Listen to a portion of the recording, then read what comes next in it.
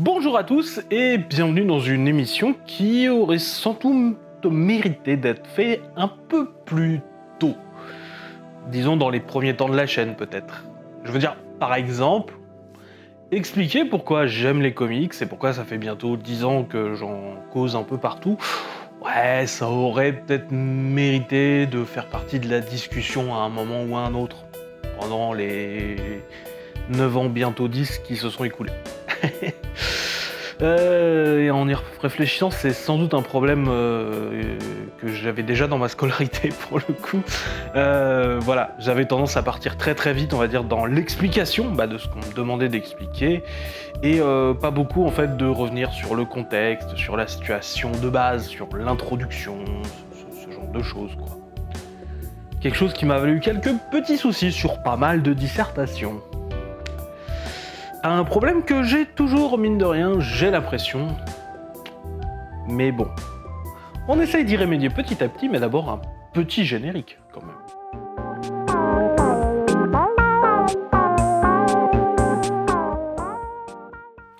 Donc bon, voilà, posons le contexte.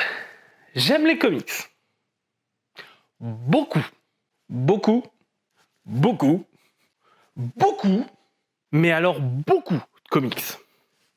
Et aussi un petit chat d'amour. Mais bon, ça, c'est trop bien. Hein. Et encore, là, voilà, ce que vous avez vu, c'est pratiquement que la moitié de ce que je possède. Hein. J'ai pratiquement autant d'œuvres chez mes parents. Plus tout ce que je peux avoir en numérique, hein, du temps par exemple où Comixology était encore un service praticable et agréable à utiliser. Et pratiquement toutes les réductions Humble Bundle possibles et imaginables. Voilà, je le dis, hein, voilà, j'ai un compte Humble Bundle très actif. Et en plus du comic book américain, je veux dire, je lis aussi pas mal de mangas ou de BD franco-belge, quoi. Voilà, et je lirai aussi sans doute pas mal de fumetti, la bande dessinée italienne, s'il n'y avait pas la barrière de la langue. Bref, je me rabats donc sur les quelques traductions que je peux avoir. Et alors, c'est très très bien de sortir les trucs, mais voilà, je vais pas le faire tout au long de la vidéo parce que je sens que je vais citer pas mal de choses. Donc voilà, là c'était histoire de prouver que je lisais aussi d'autres choses que du comics. Des fois que ce serait obligatoire de le prouver, ce que je ne pense pas. Bref, on peut dire qu'il n'est pas faux de dire que je suis una poquito légèrement passionné.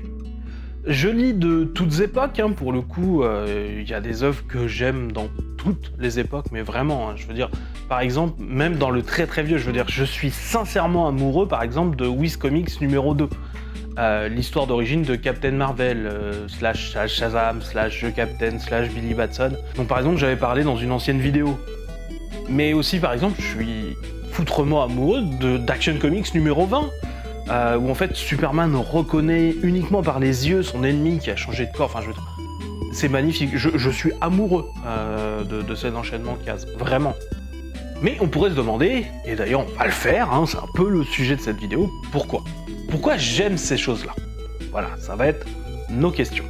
Déjà, je tiens à dire que cette vidéo ne va pas être, comme beaucoup de choses que j'ai pu lire sur le sujet sur le net, sur les bienfaits de la lecture, sur l'esprit humain et tout ça. Hein.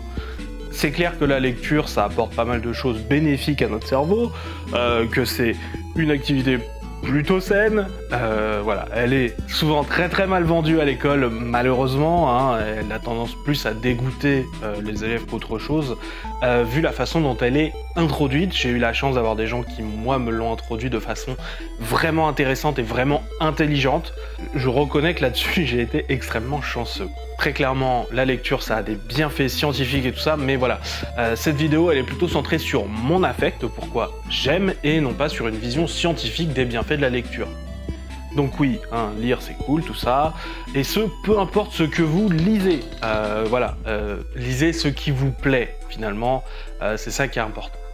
Voilà. L'important c'est d'essayer plusieurs choses histoire de voir ce qui vous plaît, et après, c'est pas grave, lisez ce qui vous plaît. Voilà, il n'y a pas de meilleure lecture qu'un autre. Ça n'existe pas. C'est quelque chose, par contre, ça toujours très important à rappeler. Donc déjà, pourquoi j'aime bien les comics ? En tout et pour tout, et en premier lieu, sans doute parce que c'est de la lecture. Parce que je ne sais pas pourquoi, mais j'ai toujours aimé lire.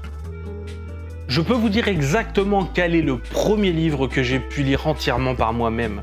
Parce que ça a été un moment fort en fait pour moi. Je veux dire, le premier livre que j'ai lu tout seul, c'est Mopi. Ah, et j'ai eu du bol parce que les Mopi, il y a un peu de tout dedans. Voilà, c'était la seule histoire de Mopi où il y a vraiment une histoire en fait. Après, Mopi, c'est un peu comme Martine.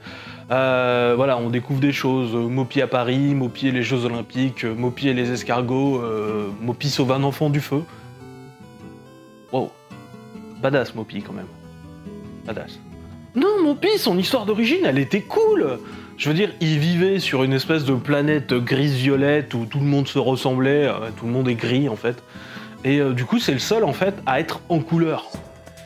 En couleur très vive. Mopi, il a un style à lui très particulier.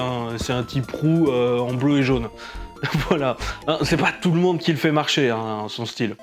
Et bref, comme il est assez saoulé, on va dire, de l'uniformité et du fait que c'est tout gris et tout ça, du coup, il part visiter l'espace histoire de trouver un meilleur endroit où vivre, et il tombe sur cette planète bleue avec un peu de vert, et il décide de s'y installer. Alors ok, j'en ai conscience, l'histoire elle est pas ouf, mais quand t'as 5 ans, ça c'est du Baudelaire. J'avais sans doute 5 ans parce que j'ai appris à lire très très vite et je suis né en fin d'année. Et donc du coup, je suis rentré en maternelle, j'avais pas encore 3 ans, j'avais 2 ans, donc du coup, voilà, à la fin de mes 5 ans, normalement, je savais lire, puisque je savais lire avant décence. Voilà. Normalement, j'ai su lire très très vite. Ce qui veut dire aussi que ma toute première histoire, c'est un alien en bleu qui arrive sur Terre pour s'y installer et du coup protéger les gens, puisqu'il sauve les gens du feu et... Non, clairement, là c'est une coïncidence, je me fais des films parce que c'est rigolo pour la vidéo, mais non, il n'y a rien à voir, voilà. Mais par contre, ce qui est quelque chose qui a un rapport, c'est que j'ai toujours grandi entouré d'histoires. Je sais qu'on m'en a beaucoup lu quand j'étais jeune, et je lis depuis que je sais lire, donc c'est-à-dire vraiment le CP, mais genre les 2 premiers mois du CP, quoi. Voilà. Parce que j'avais envie, j'avais soif. Je mange des histoires. Et bref, à partir de là, j'ai lu de tout, et un peu tout ce qui me passait par la main, y compris notamment les BD qu'avait mon père. Et mon père, il a des styles qu'il aime bien dans la BD, donc principalement, moi, mes débuts, c'était Astérix, Lucky Luke et Tintin. Principalement. Et je tiens à dire que vive la lecture! Beaucoup de gens voient ça comme une activité passive. Un peu comme regarder un film. Parce que moi, je considère comme le summum du passif.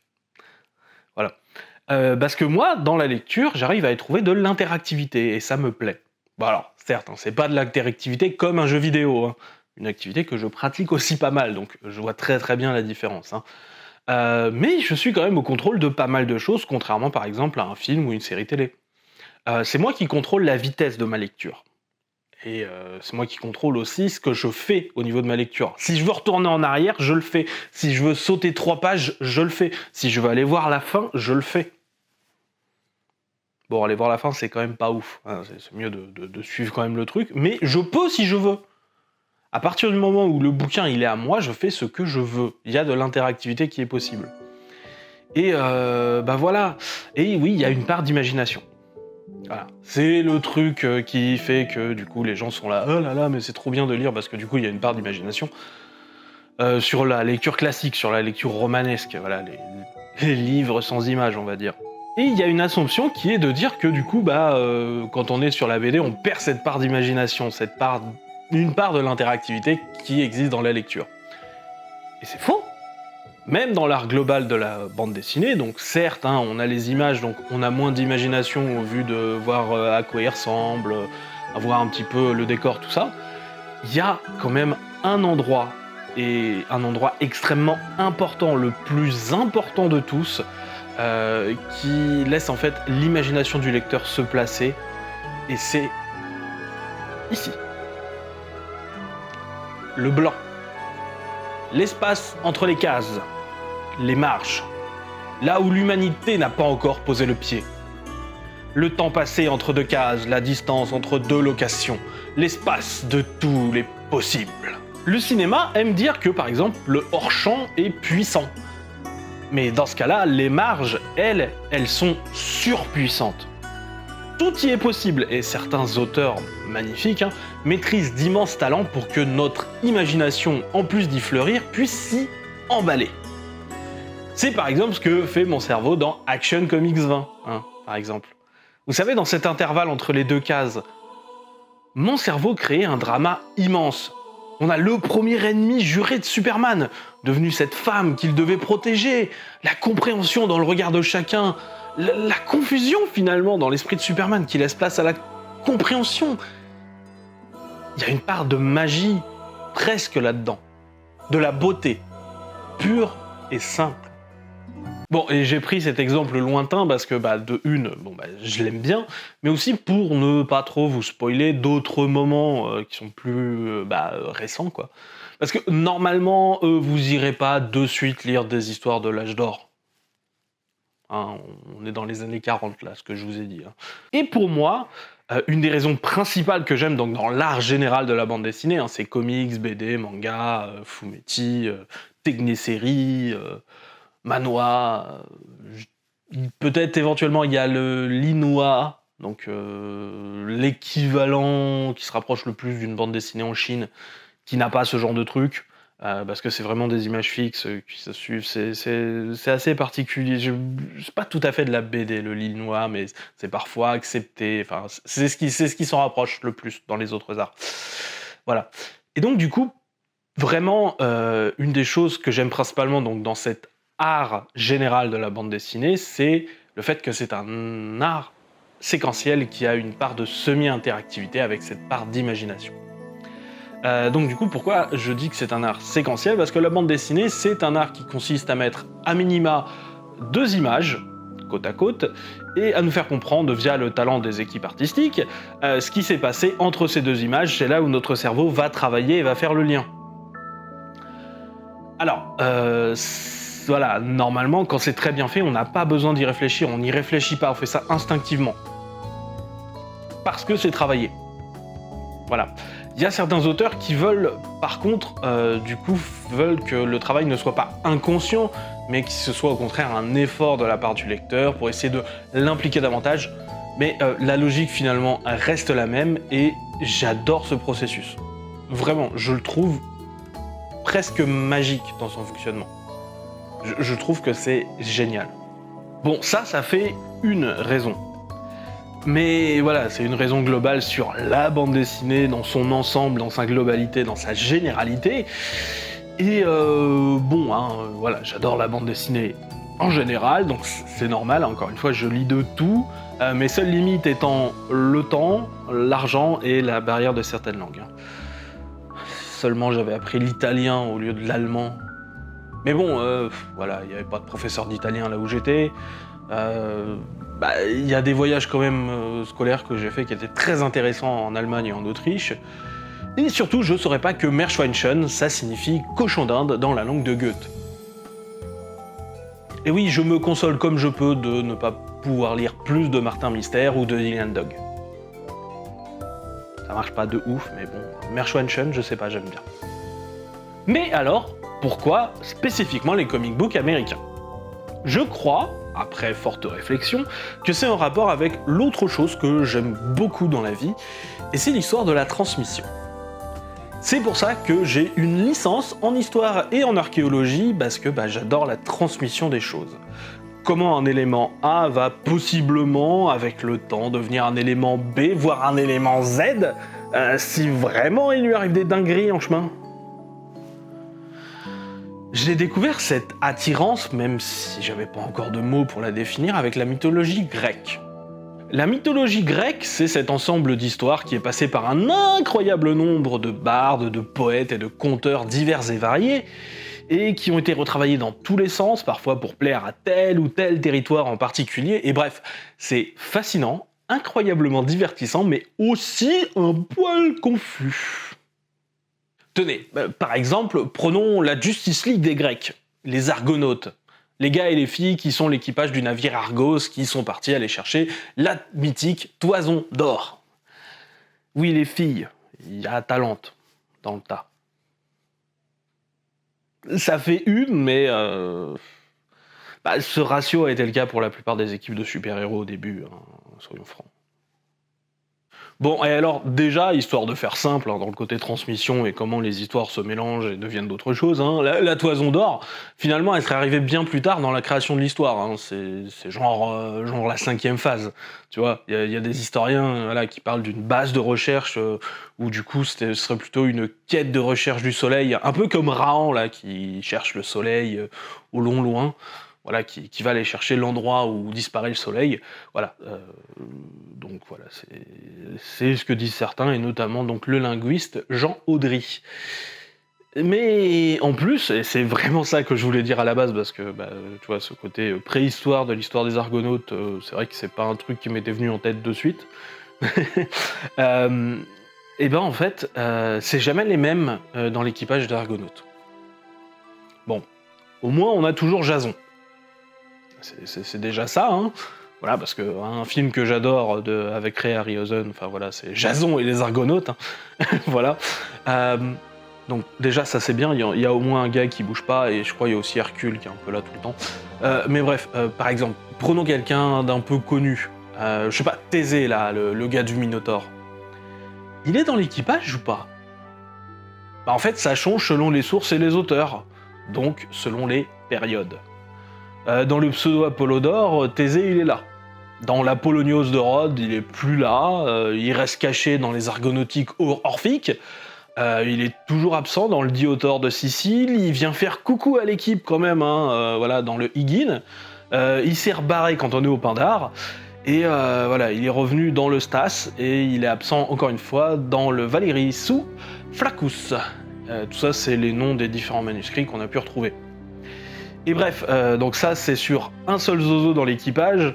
En général, l'équipage, on dit qu'il y a possiblement 89 gars possibles dedans. Donc voilà, il y a pas mal de variantes. Et là, je vous ai parlé juste d'un seul mythe sur des centaines, hein, peut-être des milliers. Et moi, savoir comment tout ça a évolué, comment on est passé de l'un à l'autre, pourquoi des fois on a Orphée et pourquoi des fois il est pas là, moi je trouve ça fascinant, et c'est une des raisons qui me poussait à devenir historien et archéologue. Réfléchir à ces questions. C'est ça qui faisait que du coup je m'étais spécialisé dans la Grèce antique. Malheureusement, et c'est l'endroit du 36-15 My Life, la culture n'est pas vraiment l'endroit où nos chers gouvernements mettent l'accent depuis pas mal de temps déjà, hein, mine de rien.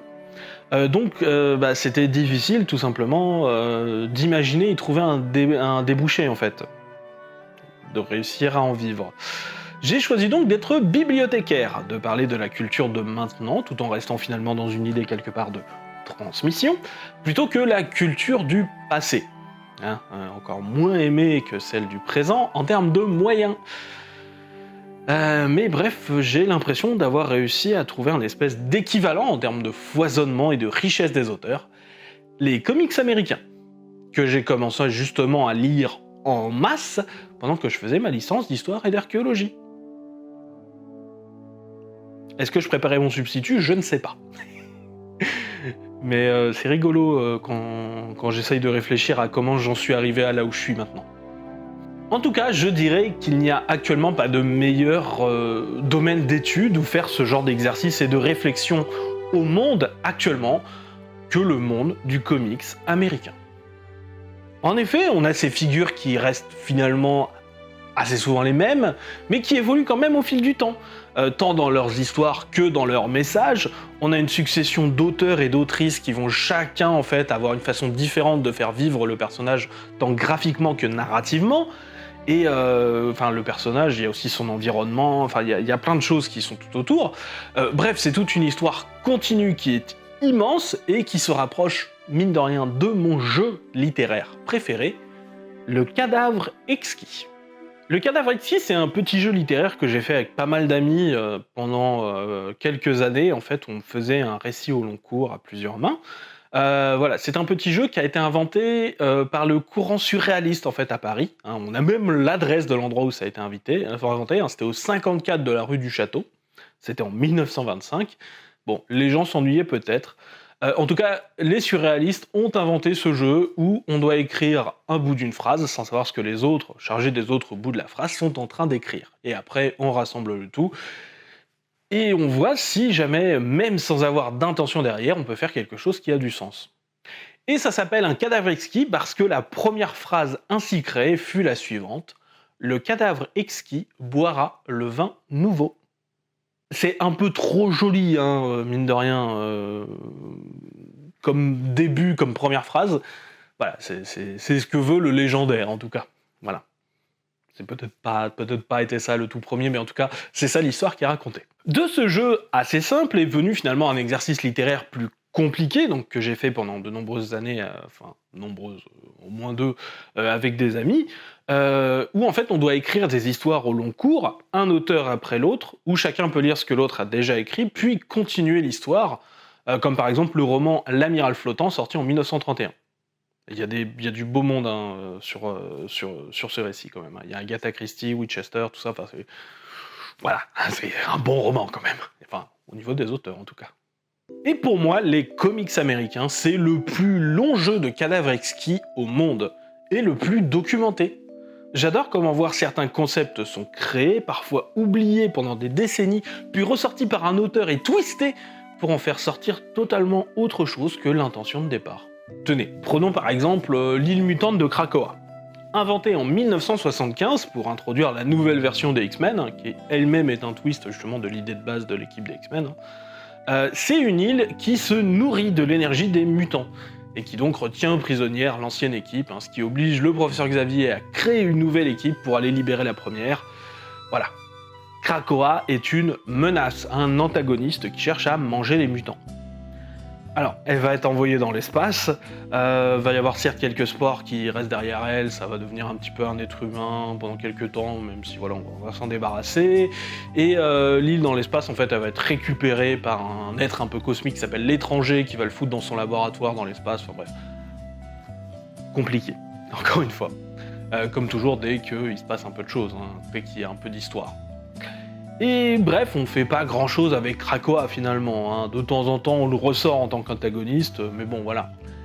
Et puis par exemple Jason Aaron, il arrive avec la série Wolverine and the X-Men et crée une espèce d'entente entre les mutants et Krakoa, avec une version donc du coup plus sympathique de Krakoa, quand même cette île qui mange les mutants à la base. Du coup il y a un espèce de deal qui est fait où en fait elle peut se nourrir d'une minime partie en fait de la portion de chacun des mutants qui sont là, mais comme c'est une école, il y a plein de mutants, et du coup elle peut vivre en prenant juste une infime partie, et en échange Krakoa elle protège l'école en fait des menaces.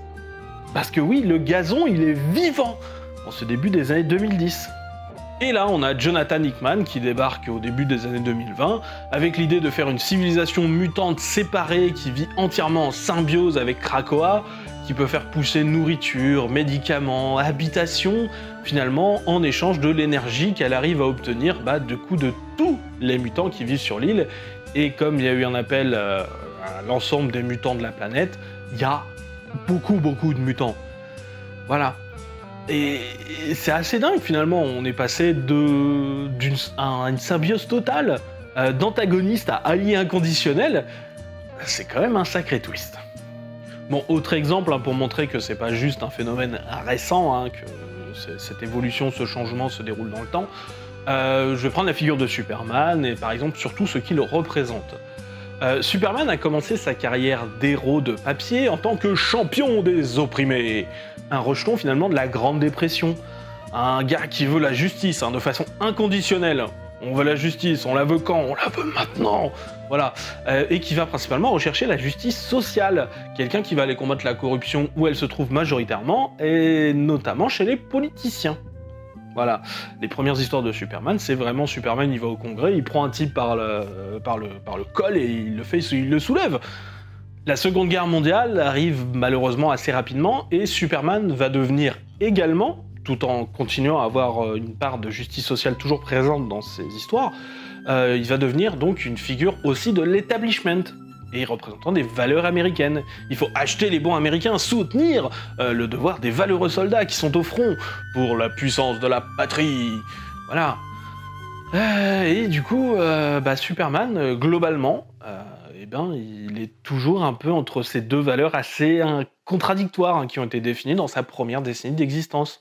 Entre l'envie de faire bouler ce monde de misère qui laisse des gens crever, et l'envie finalement de protéger l'existence d'autres personnes et d'assurer en fait finalement un endroit où les gens peuvent vivre à peu près sereinement.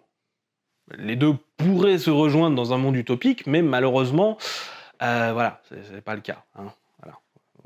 Superman n'est malheureusement pas la figure du grand soir que parfois on aimerait voir en lui. Tout en n'étant pas non plus l'espèce de porte-drapeau décérébré des valeurs d'un monde assez impérialiste, hein, mine de rien, il n'est pas non plus ça. Quelque part entre les deux, et on va dire à des degrés divers selon les auteurs et les époques. Et ça, c'est indépendamment des grands changements encore sur le personnage, qui sont plus des choses temporelles. Voilà, que ce soit le passage par exemple à de la science-fiction plus exubérante, parce que c'était beaucoup plus facile et beaucoup moins censurable, comme par exemple ce qu'on a eu donc dans les années 50 à 60, donc sous la tutelle de Mort Weisinger, qui était aussi un grand amateur de science-fiction. Une tentative d'ancrer plus Superman dans le réel sous Denis O'Neill, hein, dans les années 70, de passer à l'idée du seul survivant kryptonien dans les années 80, et ainsi de suite, ainsi de suite, ainsi de suite. Bref, pour cette idée de pouvoir analyser, pour cette idée de réflexion sur les mécanismes de transmission et de transformation des outils narratifs, forcément c'est un incroyable terreau. Cette interconnexion d'histoires sur un temps aussi long et de façon aussi soutenue n'existe tout simplement pas ailleurs. C'est un phénomène unique au monde et c'est fascinant. Ça a peut-être été le cas justement plus tôt sur d'autres choses, mais si c'est le cas, on en a perdu énormément et il nous reste juste quelques sources, ce qui fait qu'on n'a pas un corpus aussi soutenu dans le temps. Bon, là, on est parti loin et dans du technique, hein, forcément. J'espère bien que tout le monde ne voit pas ça de cette façon, hein, je le comprends parfaitement. Voilà. Mais ça fait partie des raisons de mon amour personnel pour ce monde de papier. Mais ce n'est pas la seule. Par exemple, de façon plus prosaïque, c'est fun en fait les comics. C'est incroyablement fun d'avoir tous ces concepts fous qui se mélangent. Je veux dire, suivre un type qui enquête sur les théories de la conspiration dans Department of Truth, un type amnésique musculeux et vert qui devient un flic hardboiled à Chicago dans Savage Dragon, ou encore une équipe de nanas qui cherche à vivre et à picoler finalement de façon assez tranquille dans un monde d'heroic fantasy dans Red Queen, purin, il y a de quoi faire. Et même dans les séries qu'on pourrait dire classiques, hein, comme par exemple les super-héros de base, il y a de l'excentricité à revendre. Hein. Que ce soit Deadpool qui doit tuer les anciens présidents américains revenus à la vie, une histoire que j'aime tellement qu'en fait j'ai la couverture du premier numéro en t-shirt. Voilà. Ou encore Public Enemies, où Superman et Batman sont pourchassés finalement par un peu tout le monde. Parce que le président américain du moment, Lex Luthor, il a décidé de faire tomber Superman une bonne fois pour toutes. Voilà, c'est trop bien. Et quand je dis excentrique, hein, je parle pas forcément juste d'humour ou d'amusement, mais d'un grain de folie qu'on retrouve pas forcément ailleurs. Comme par exemple cette capuche que j'aime beaucoup. Et vous allez voir, tout simplement, il y a quelque chose d'assez amusant avec ce truc, c'est-à-dire que je peux la fermer totalement. Je fais disparaître. Adieu.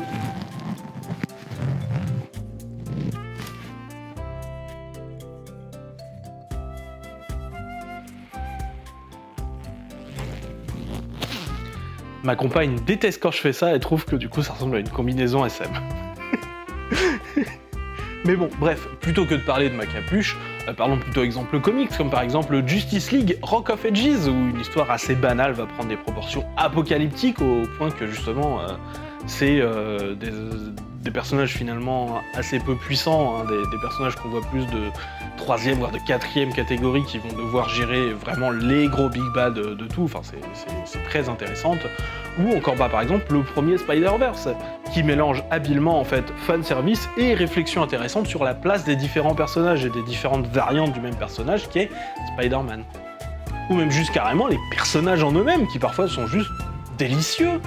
Je sais pas moi, Cassandra Cain, la jeune fille éduquée pour tuer dès son plus jeune âge, à tel point qu'elle ne sait pas parler mais qu'elle comprend le langage du corps en fait, littéralement elle te voit et sait exactement ce que tu veux dire selon comment tu bouges, et qui refuse de tuer parce que justement elle a ressenti quand elle a tué pour la première fois, elle avait 3 ans. Voilà. C'est un peu comme le système pénal allemand, hein, voilà, dans les Ace Attorney. Voilà, et donc du coup, comme en fait elle a tué elle-même, elle a pu ressentir directement par le langage du corps de la personne qu'elle venait de tuer exactement ce que ça fait de mourir, et du coup elle refuse de tuer. Voilà, je trouve que c'est un concept de personnage extraordinaire. Booster Gold, un ancien quarterback qui vient du futur en fait, il a tout perdu à son époque. Bon, il a un peu triché avec Papounet. Papounet l'a un peu poussé à tricher et à faire des paris sur ses propres performances. Du coup, on l'a découvert. Bon bah du coup, voilà, il est vu comme un nulos à son époque, et donc du coup, il arrive à notre époque, donc son passé, pour se refaire une nouvelle vie et potentiellement amener du bien pour lui, certes, hein, mais aussi être un héros pour les autres.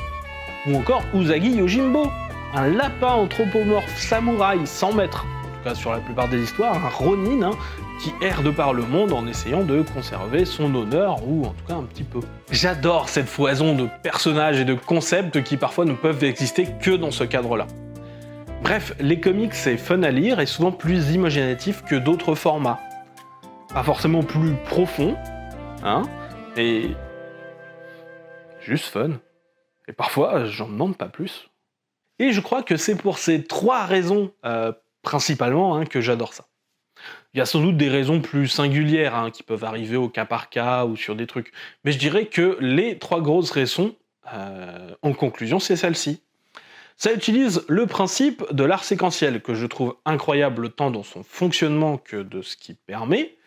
C'est un excellent champ d'étude, notamment sur comment les idées se transmettent et se transforment, et enfin, j'y trouve tout simplement une grosse dose de fun.